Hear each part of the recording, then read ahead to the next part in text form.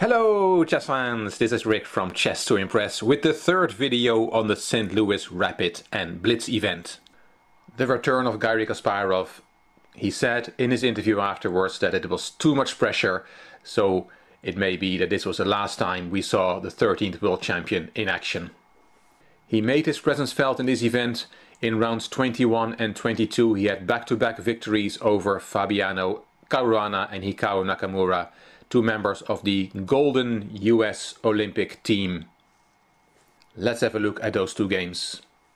This is round 21, white Fabiano Caruana, black Garry Kasparov, after the 51st move from Caruana, rook e4 to e7.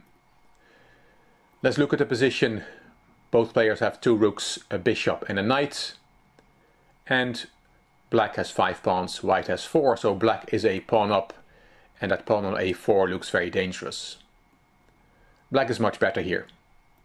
All this after a game that started with a close Sicilian.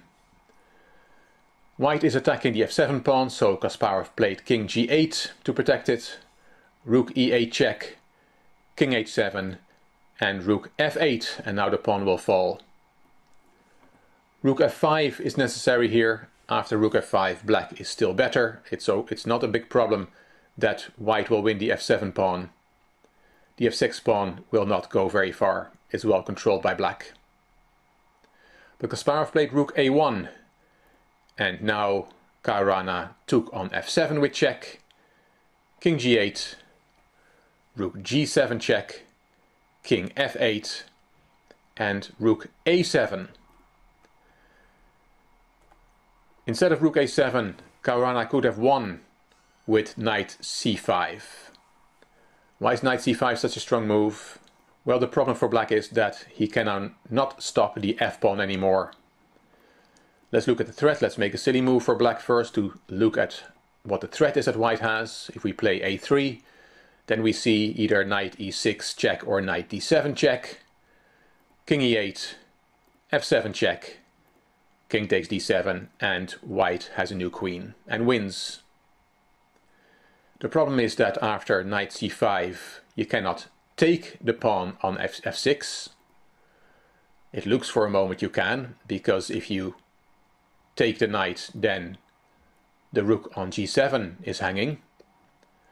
But after knight takes f6, white has a beautiful move, knight e6 check with a fork, king e8, knight takes g5, wins a full rook. White is a rook up and will win this game. But Caruana did not find knight c5, and of course we cannot blame him. Both players only had seconds left in this position. He played rook a7, and now Kasparov is back in the driving seat. Here he found the strong move, the winning move, rook f5, to keep the f-pawn under control forever. Caruana took on f5, g takes f5, and the bishop on f1 is now hanging, so king g2. The f6 pawn is not a threat anymore.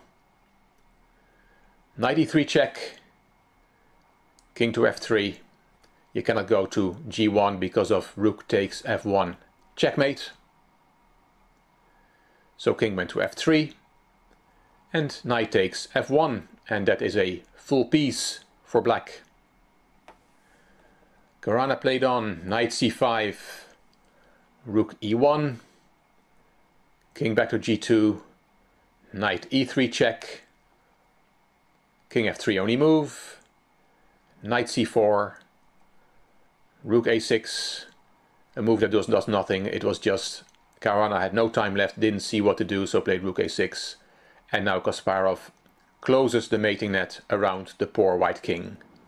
Knight d2 check, king g2 is the only move, and rook e2 check, king went to h1, and after rook h2 check, Caruana resigned. It's mating 2, it's a nice mate. King g1, knight f3 check, king f1, and rook f2 checkmate. Very nice. The rook is protected by the bishop, and the knight takes the e1 and g1 squares away from the king. You can see how important it is to study mating patterns. Kasparov had seen this mating pattern 1,000 times in his life, and that's why he quickly recognized it with even only a few seconds on the clock. Good win from Kasparov over a US superstar.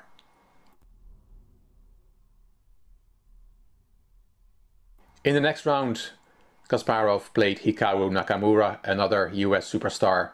This is the position after 32 King D2 to E3 from Kasparov. The opening was a Nimzo Indian.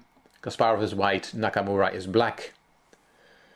As you can see, we are in a endgame of opposite colored bishops. White has the bishop of the dark squares, black has the bishop of the light squares. But white is 2 pawns up, and this is enough to win.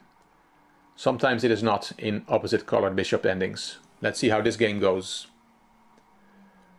Nakamura played G6, and now Kasparov played H6, and afterwards he called this a beautiful move, a study-like move.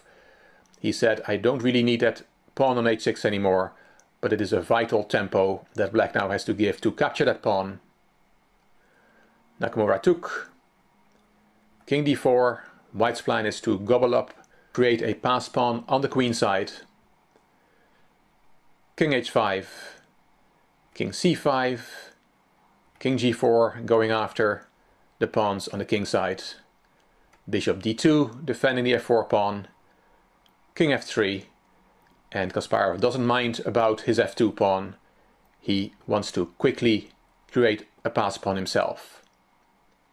King B6, it's the right move in the position. Bishop B5, protecting the pawn, and now the very nice A4, deflecting the bishop. Bishop takes A4, king takes A6, gives white his passed pawn with a winning position. Nakamura tried bishop F1, but there comes B5. You have to take. White takes back and has his passed pawn.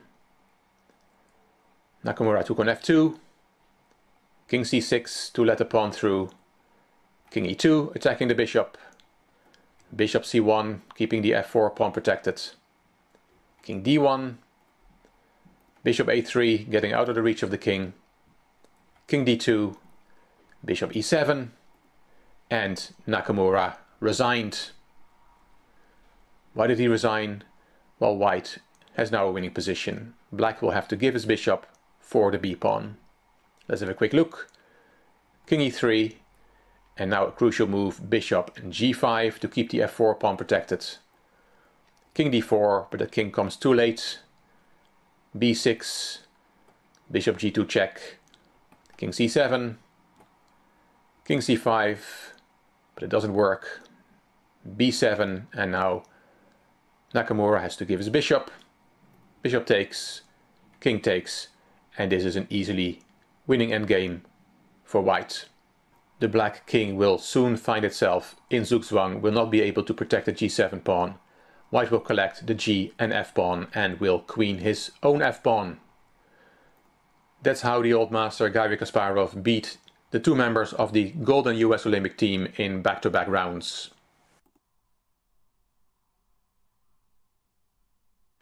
With all the hype around Kasparov, we should not forget that the tournament was actually won by Levon Aronian from Armenia. Let's have a look at one of his games.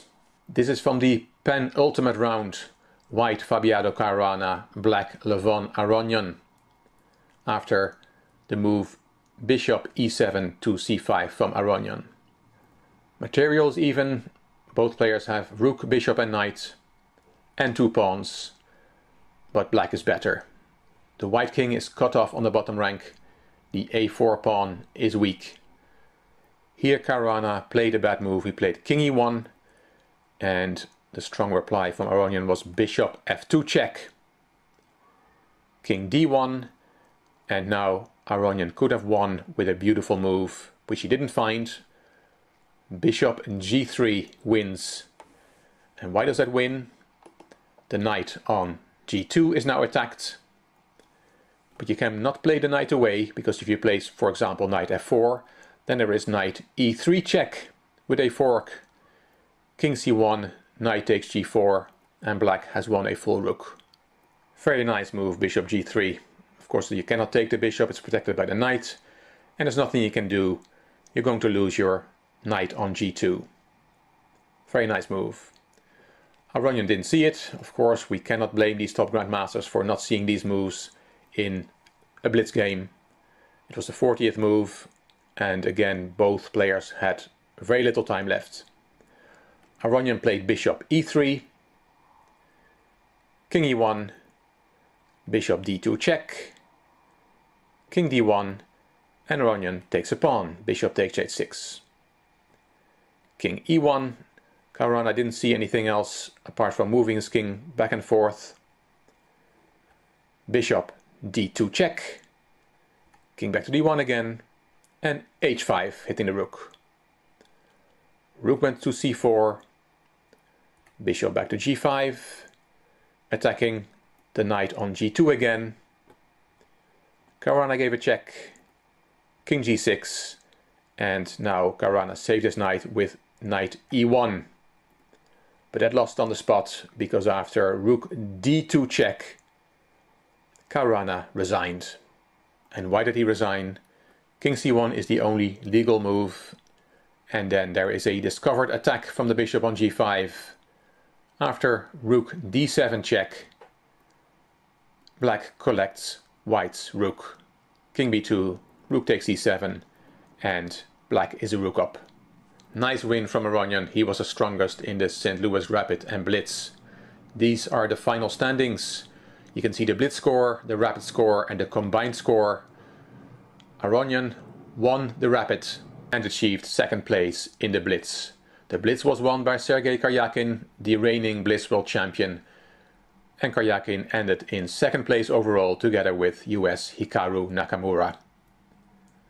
Garry Kasparov ended in 8th place, but he was only half a point behind joint 5th place.